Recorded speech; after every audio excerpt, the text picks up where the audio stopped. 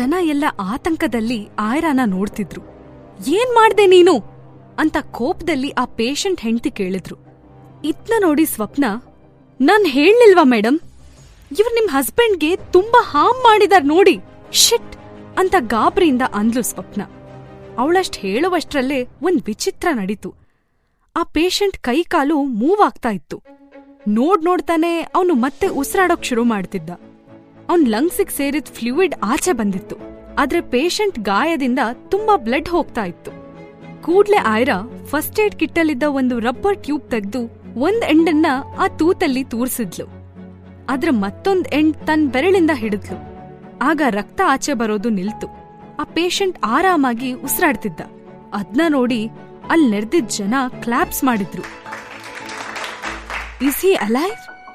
Really great job ಅಂತ ಅವರೆಲ್ಲ ಜೋರಾಗಿ ಹೇಳಿದ್ರು. ಸ್ವಪ್ನಾಗೆ ಇದೆಲ್ಲ ನಂಬೋಕಾಗ್ಲಿಲ್ಲ. ಇನ್ನೂ ಸೆಕೆಂಡ್ ಇಯರ್ ಸ್ಟೂಡೆಂಟ್ ಆಗಿದ್ದ ಅವಳಿಗೆ ಇಂಥ ಎಮರ್ಜೆನ್ಸಿ ಪ್ರೊಸೀಜರ್ ಬಗ್ಗೆ ತಿಳಿದೇ ಇರ್ಲಿಲ್ಲ. ಆಯ್ರಾ ಮುಖದಲ್ಲಿ ಯಾವ ಎಕ್ಸ್ಪ್ರೆಷನ್ಸೂ ಇರ್ಲಿಲ್ಲ. ಅವಳು ಆ ಟ್ಯೂಬ್ನ ಹಾಗೆ ಹಿಡಿದು ಕೂತಿದ್ಲು. ಅಷ್ಟ್ರಲ್ಲೇ ಆಂಬ್ಯುಲೆನ್ಸ್ ಅಲ್ಲಿ ಬಂದ್ ನಿಲ್ತು. ಆಂಬ್ಯುಲೆನ್ಸ್ನಿಂದ ಇಳಿತಿದ್ದ ನರ್ಸ್ಗಳಿಗೆ ಒಂದೇ ಕ್ಷಣದಲ್ಲಿ ಏನಾಗಿದೆ ಅಂತ ತಿಳಿತು. ಅವರು ಆಯ್ರಾ ಕೈಯಿಂದ ಆ ಟ್ಯೂಬ್ನ ತಮ್ಮ ಕೈಗೆ ತಗೊಂಡು ಪೇಷಂಟ್ನ ಸ್ಟ್ರೆಚರ್ ಮೇಲೆ ಮಲಗ್ಸೋಕೆ ಶುರು ಮಾಡಿದ್ರು. ಆಯ್ರಾ ಎದ್ ನಿಂತ್ಲು. ಅವಳ ಬಟ್ಟೆ ರಕ್ತದಿಂದ ಕೆಂಪಾಗಿತ್ತು. ಅದಕ್ಕೆ ಕೂಡ್ಲೆ ಎದ್ದು ವಾಶ್ರೂಮ್ ಕಡೆ ಹೋದ್ಲು. ಅವಳು ಆ ಕಡೆ ಹೋಗ್ತಿದ್ದಂಗೆ ಸಿದ್ಧಾರ್ಥ್ ಸೆಕ್ರೆಟರಿ ಅಭಿ ಲಿಫ್ಟಿಂದ ಕೆಳಗ್ ಬಂದ. ಸೆಕ್ರೆಟರಿ ಅಭಿ ಕೆಳಗಡೆ ಬರುವಷ್ಟರಲ್ಲಿ ಆಂಬ್ಯುಲೆನ್ಸ್ ಹೊರಟಿತ್ತು. ಅಲ್ಲಿ ತುಂಬಾ ಜನ ಇದ್ದಿದ್ರಿಂದ ಅವನಿಗೆ ಪೇಷಂಟ್ ಮುಖ ನೋಡೋಕ್ಕೂ ಸಾಧ್ಯ ಆಗ್ಲಿಲ್ಲ. ಅವ್ನ್ ಕೂಡ್ಲೆ ಹೋಟೆಲ್ ಮ್ಯಾನೇಜರ್ ಹತ್ರ ಬಂದು ಏನಾಯ್ತು ಅಂತ ಎಲ್ಲ ಡೀಟೇಲ್ ಆಗಿ ತಿಳ್ಕೊಂಡ. ನಂತರ ಘಟನೆ ನಡೆದಿದ್ದ ಜಾಗದ ಕಡೆ ನೋಡ್ದ. ಅಲ್ಲೊಂದು ಇಂಟ್ರೆಸ್ಟಿಂಗ್ ಆಪರೇಷನ್ ಆಗಿದ್ದು ಅವನಿಗೂ ಕ್ಯೂರಿಯಾಸಿಟಿ ಹುಟ್ಟಿಸ್ತು. ಆ ಪೇಷಂಟ್ ಹೆಸರೇನು ಅಂತ ಅಭಿ ರಿಸೆಪ್ಷನಿಸ್ಟ್ ಹತ್ರ ಕೇಳ್ದ. ಅದ್ನ ಕೇಳಿ ಅಭಿಗೆ ಆಶ್ಚರ್ಯ ಆಯ್ತು. ಮಿಸ್ಟರ್ ಅಂಡ್ ಮಿಸ್ಸಸ್ ಮಲ್ಹೋತ್ರಾ ಅಂತ ಆ ಹುಡುಗಿ ಹೇಳಿದ್ಲು. ಇದ್ನ ಕೇಳಿ ಅಭಿಗೆ ಆಶ್ಚರ್ಯ ಆಯ್ತು. ಅವನು ಗಾಬ್ರಿಯಿಂದ ಕೂಡ್ಲೆ ಕಾಲ್ ಮಾಡಿ ಸಿದ್ಧಾರ್ಥಿಗೆ ಹೇಳ್ದ. ಮಲ್ಹೋತ್ರಾ ಹೆಸರು ಕೇಳಿ ಸಿದ್ಧಾರ್ಥ್ ಶಾಕಲ್ಲಿ ಎದ್ ನಿಂತ. ಸಿದ್ಧಾರ್ಥ್ ಅಂದ, ಏನು ಆ ಪೇಷಂಟ್ ಮಿಸ್ಟರ್ ಮಲ್ಹೋತ್ರಾನಾ? ನಾವೀಗ್ಲೇ ಅವರನ್ನ ನೋಡ್ಬೇಕು. ನಾವು ಹಾಸ್ಪಿಟಲಿಗೆ ಹೋಗೋಣ. ಅಲ್ಲೇ ಇರು, ನಾನ್ ಬರ್ತೀನಿ ಅಂತ ಸಿದ್ಧಾರ್ಥ್ ಹೇಳ್ದ. ಸಿದ್ಧಾರ್ಥ್ ಬೇಗ ಕೋಟ್ ಹಾಕೊಂಡು ಫೋನ್ ಎತ್ಕೊಂಡು ಹೊರಟ. ಹೋಗೋವಾಗ ಅವನ್ ರೋಹನ್ ಬೆಡ್ರೂಮ್ ಕಡೆ ನೋಡ್ದ. ರೋಹನ್ ಯಾವ್ದೋ ಬುಕ್ ಹಿಡ್ಕೊಂಡಿದ್ದ. ಈಗ ತುಂಬಾ ನಾರ್ಮಲ್ ಆಗಿದ್ದ ಅವನು. ರೋಹನ್, ನಾನ್ ಆಚೆ ಹೋಗ್ತಿದ್ದೀನಿ, ಬಿ ಕೇರ್ಫುಲ್ ಅಂತ ಹೇಳಿ ಹಿಂದೆ ತಿರುಗ್ದ ಸಿದ್ಧಾರ್ಥ್. ಸಿದ್ಧಾರ್ಥ್ ಕಾರು ಹಾಸ್ಪಿಟಲ್ ಮುಂದೆ ಬಂದ್ ನಿಲ್ತು. ಹೋಟೆಲಲ್ಲಿದ್ದ ಪೇಷಂಟ್ ಅಶೋಕ್ ಮಲ್ಹೋತ್ರಾ ಅವರನ್ನ ಆಪರೇಷನ್ ಥಿಯೇಟರ್ ಒಳಗಡೆ ಟ್ರೀಟ್ ಮಾಡ್ತಿದ್ರು. ಅವ್ರ ವೈಫ್ ಸುಕನ್ಯಾ ಮಲ್ಹೋತ್ರಾ ಹೊರಗಡೆ ಚೇರ್ ಮೇಲೆ ಕೂತಿದ್ರು. ಅತ್ತು ಅವ್ರ ಕಣ್ಣು ಕೆಂಪಾಗಿತ್ತು. ಹಾಸ್ಪಿಟಲ್ ರೀಚ್ ಆದ ಸಿದ್ಧಾರ್ಥ್ ಅವ್ರನ್ ಗುರ್ತ್ ಹಿಡ್ದು ಹತ್ರ ಹೋದ. ಹಾಯ್ ಸುಕನ್ಯಾ ಆಂಟಿ, ಸಾರಿ, ನಮ್ ಹೋಟೆಲಲ್ಲಿ ಅಂಕಲ್ ತುಂಬಾ ಕಷ್ಟಪಡೋ ಹಾಗಾಯ್ತು. ನೀವೇನು ಹೆದರಬೇಡಿ, ಈ ಹಾಸ್ಪಿಟಲ್ ನನ್ ಫ್ರೆಂಡೆ. ಇಲ್ಲಿ ಡಾಕ್ಟರ್ಸ್ ತುಂಬಾ ಪ್ರೊಫೆಷನಲ್. ಅಂಕಲ್ ಸರಿ ಹೋಗ್ತಾರೆ ಅಂತ ಭರವಸೆ ತುಂಬೋ ಹಾಗೆ ಹೇಳ್ದ ಸಿದ್ಧಾರ್ಥ್.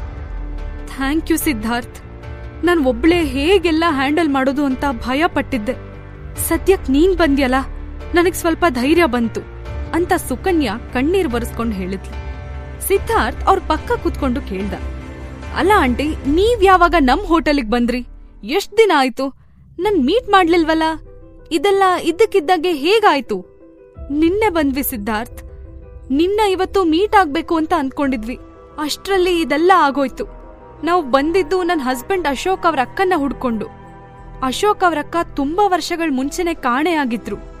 ಅವ್ರ ಬಗ್ಗೆ ಸುಳ್ಳು ಸಿಕ್ಕಿದೆ ಅನ್ನೋ ಸುದ್ದಿ ಬಂದಿತ್ತು. ಅದು ಅಲ್ದೆ ಹೋಟೆಲ್ ರಿಗಾಲಲ್ಲಿ ಬಂದು ಉಳ್ಕೊಳ್ಳಿ, ಎಲ್ಲಾ ವಿಷಯನೂ ಹೇಳ್ತೀನಿ ಅಂತ ಯಾರೋ ನಮಗ್ ಕಾಲ್ ಮಾಡಿದ್ರು. ಆದ್ರೆ ಈಗ ಸ್ವಲ್ಪ ಹೊತ್ತಿನ ಮುಂಚೆ ನನ್ ಹಸ್ಬೆಂಡ್ಗೆ ಒಂದ್ ಸುದ್ದಿ ಬಂತು. ಅವ್ರಕ್ಕ 23 ವರ್ಷದ ಹಿಂದೆ ಸತ್ತೋದ್ಲು ಅಂತ. ನಿಮ್ಮಕ್ಕ ಇಲ್ಲ, ಇನ್ನೂ ಇದ್ರೆ ಅವ್ರಿಗೊಂದ್ ಹೆಣ್ಮಗು ಇರಬಹುದು ಅಂತ ಯಾರೋ ಹೇಳಿದ್ರಂತೆ. ಆ ಸುದ್ದಿ ಕೇಳಿದ ತಕ್ಷಣ ಇವ್ರ ಎದೆ ಹಿಡ್ದು ಪ್ರಜ್ಞೆ ತಪ್ಪಿ ಬಿದ್ದು ಹೋದ್ರು. ವಿಪರೀತ ಟೆನ್ಷನ್ ಇಂದ ಇದೆಲ್ಲ ಆಗಿದೆ ಅಂತ ಸುಕನ್ಯಾ ಡೀಪ್ ಆದ ಉಸಿರು ತಗೊಳ್ತಾ ಹೇಳಿದ್ರು.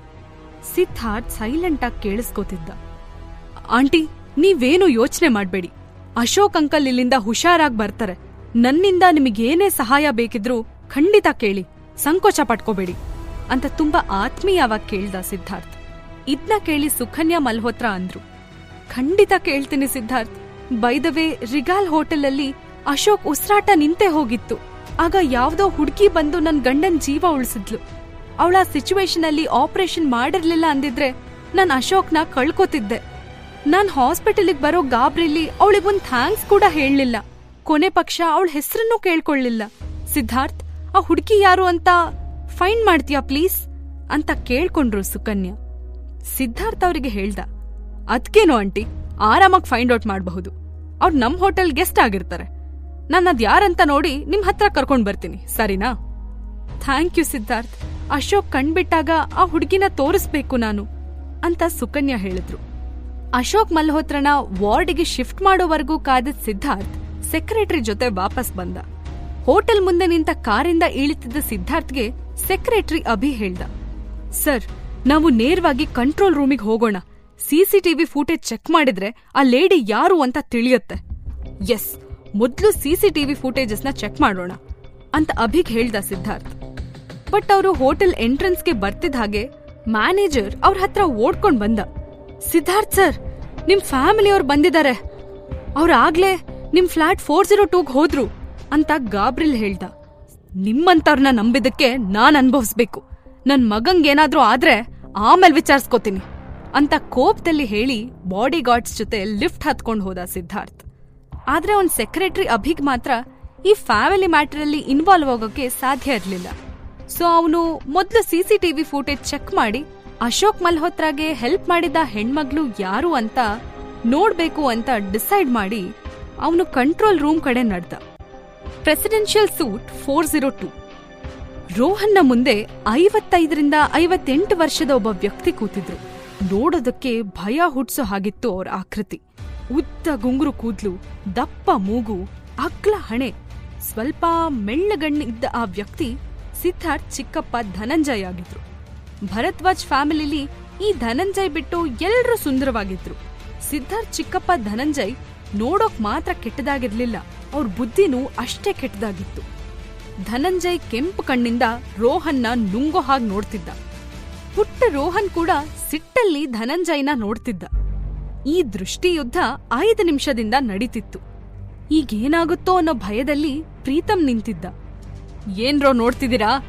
ಇವ್ನ್ ಬಾ ಅಂತ ಕರೆದ ತಕ್ಷಣ ಬರೋನಲ್ಲ, ಹೊತ್ಕೊಳ್ರೋ ಇವ್ನ, ಬೇಗ ಇಲ್ಲಿಂದ ಹೋಗ್ಬೇಕು ಅಂತ ಹೇಳ್ತಾ ಸೋಫಾಯಿಂದ ಎದ್ದು ನಿಂತ ಧನಂಜಯ್ ತನ್ ಜೊತೆ ಬಂದಿದ್ದ 3 ಜನಕ್ ಹೇಳ್ದ, ನೋ ಚಿಕ್ಕಪ್ಪ, ಬೇಡ.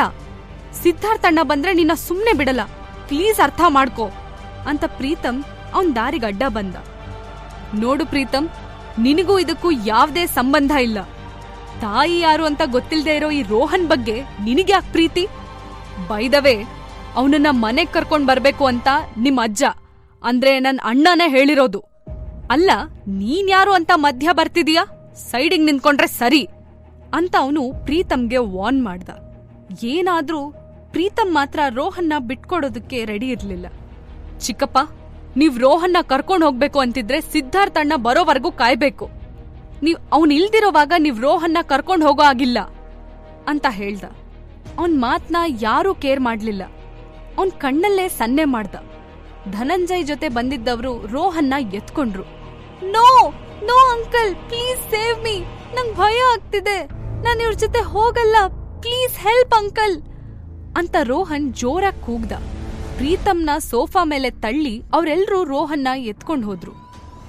ರೋಹನ್ ನನ್ ಮಗ, ನನ್ ಪರ್ಮಿಷನ್ ಇಲ್ದೆ ಅವನನ್ನ ಕರ್ಕೊಂಡ್ ಹೋದ್ರೆ ಅದ್ರ ಪರಿಣಾಮ ಏನಾಗತ್ತೆ ಅಂತ ಗೊತ್ತಾ ಮಿಸ್ಟರ್ ಧನಂಜಯ್ ಭರದ್ವಾಜ್ ಅಂತ ಡೋರಿಂದ ಒಂದು ಗಡ್ಸಾದ ವಾಯ್ಸ್ ಬುಲೆಟ್ ಅಷ್ಟೇ ಸ್ಪೀಡ್ ಆಗಿ ಸ್ಟ್ರಾಂಗ್ ಆಗಿ ಬಂತು. ಒಂದ್ ಕ್ಷಣ ಬೆಚ್ಚಿ ಬಿದ್ದ ಧನಂಜಯ್ ತನ್ನ ಹೆಜ್ಜೆನ ಹಿಂದಿಟ್ಟ.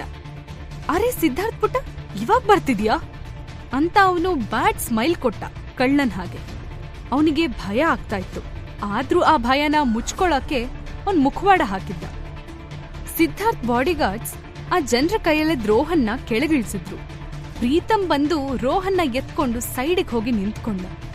ಸಿದ್ಧಾರ್ಥ್ನ ಹೈಟ್ ಮತ್ತೆ ಫಿಟ್ ಬಾಡಿನ ನೋಡಿ ಧನಂಜಯ್ಗೆ ಗಂಟ್ಲು ಒಣಗ್ತಿರೋ ಹಾಗೆ ಫೀಲ್ ಆಯ್ತು. ಅವನ್ ತನ್ನ ದಪ್ಪ ಮೂಗನ್ನ ಸವರ್ಕೊಂಡ. ಅವನ್ ಕಣ್ಣಲ್ಲಿ ಕ್ರೂಯಲ್ ಲುಕ್ ಇತ್ತು. ರೋಹನ್ ಅವನ್ ಕೈಗೆ ಸಿಕ್ಕಿದ್ರೆ ಏನ್ ಮಾಡ್ತಾನೆ ಅನ್ನೋದು ಸಿದ್ಧಾರ್ಥ್ಗೂ ಸ್ಪಷ್ಟ ಇತ್ತು. ಬಾ ಸಿದ್ಧಾರ್ಥ್, ಕುತ್ಕೊಂಡ್ ಮಾತಾಡೋಣ. ನೋಡು, ನಾನ್ ನಿನ್ನ ಎದ್ರಾಕೋಬೇಕು ಅಂತ ಇಲ್ಲಿ ಬಂದಿಲ್ಲ. ಅಜ್ಜ ಹೇಳಿದಾರೆ ಅಂತ ನಾನಿಲ್ ಬಂದೆ. ರೋಹನ್ನ ಕರ್ಕೊಂಡ್ ಬರ್ಬೇಕು ಅಂತ ಅವರೇ ಆರ್ಡರ್ ಮಾಡಿದ್ದಾರೆ ಅಂತ ಧನಂಜಯ್ ಹೇಳ್ದ. ಓ, ಅಜ್ಜ ಏನಾದ್ರೂ ಹೇಳಿ, ಬಲವಂತವಾಗಿ ನೀವ್ ರೋಹನ್ನ ಕರ್ಕೊಂಡ್ ಹೋಗೋಕ್ ಸಾಧ್ಯ ಇಲ್ಲ ಅಂತ ಹೇಳ್ತಾ ಸಿದ್ಧಾರ್ಥ್ ಪ್ರೀತು ಕೈಯಿಂದ ರೋಹನ್ನ ಎತ್ಕೊಂಡು ಸೋಫಾ ಮೇಲ್ ಬಂದ್ ಕೂತ. ಫೈನ್, ಇನ್ನೊಂದ್ ಸ್ವಲ್ಪ ದಿನದಲ್ಲೇ ಅಜ್ಜ ಫ್ಯಾಮಿಲಿಲಿ ಮೀಟಿಂಗ್ ಕರೀತಿದ್ದಾರೆ. ಆಗ ನೀನು ನಿನ್ ಈಡಿಯಟ್ ಮಗನ್ ಜೊತೆ ಬಾ. ಈ ಮೆಂಟಲಿ ಅಬ್ನಾರ್ಮಲ್ ಆಗಿರೋ ಹುಡ್ಗಂಗೆ ಅದೇನ್ ಪನಿಷ್ಮೆಂಟ್ ಕೊಡೋದು ಅಂತ ಅಲ್ಲೇ ಡಿಸ್ಕಸ್ ಮಾಡೋಣ ಅಂತ ಸೊಕ್ಕಿನಿಂದ ಹೇಳ್ತಾ ಧನಂಜಯ್ ಸಿದ್ಧಾರ್ಥ್ ಮುಂದೆ ಸೋಫಾ ಮೇಲೆ ಕಾಲ್ ಹಾಕೊಂಡು ಕುತ್ಕೊಂಡ. ಸಿದ್ಧಾರ್ಥ್ ಕೋಪದಿಂದ ಕೈ ಮುಷ್ಟಿ ಕಟ್ಟ. ಇನ್ನೊಂದ್ ಸೆಕೆಂಡ್ ಧನಂಜಯ್ ಮೂತಿ ಒಡೆಯೋದ್ರಲ್ಲಿ ಡೌಟೇ ಇರ್ಲಿಲ್ಲ. ಅಷ್ಟು ಕೋಪ ಬಂದಿತ್ತು ಅವನಿಗೆ. ಸಿದ್ಧಾರ್ಥ್ ನೋಟ ಶಾರ್ಪ್ ಆಗಿತ್ತು. ಅವನ್ ಕೇಳ್ದ, ಪನಿಷ್ಮೆಂಟ್? ನನ್ ಮಗ ಪನಿಷ್ಮೆಂಟ್ ಕೊಡೋ ತಪ್ಪೇನ್ ಮಾಡಿದಾನೆ? ಅರೆ, ಇದೇನ್ ಹೀಗ್ ಕೇಳ್ತಿದೀಯ? ಅವನ್ ಅಜ್ಜಿ ಅವನನ್ನ ಎಷ್ಟು ಪ್ರೀತಿಯಿಂದ ನೋಡ್ಕೊಂಡಿದ್ರು. ಅವನ್ ಕೇಳಿದ್ದೆಲ್ಲ ಕೊಡೋರು, ಅವನ್ ಜೊತೆ ಆಡೋರು.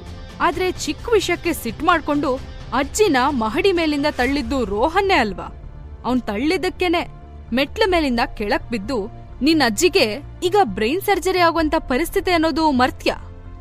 ಪಾಪ ಅಜ್ಜಿ ಬ್ರೈನ್ ಹ್ಯಾಮರೇಜ್ ಆಗಿ ಕೋಮಾದಲ್ಲಿದ್ದಾರೆ ಅಂತ ಧನಂಜಯ್ ರೋಹನ್ನ ನುಂಗು ಹಾಗೆ ನೋಡ್ತಾ ಹೇಳ್ದ. ಜೀವನದ ನಿಗೂಢವಾದ ಕಥೆಯನ್ನ ತಿಳ್ಕೋಬೇಕಂದ್ರೆ ಈಗಲೇ ಡೌನ್ಲೋಡ್ ಮಾಡಿ ಪಾಕೆಟ್ FM ಮತ್ತು ಕೇಳಿ ಐರಾ. ಲಿಂಕ್ ಡಿಸ್ಕ್ರಿಪ್ಷನ್ ನಲ್ಲಿ ಇದೆ.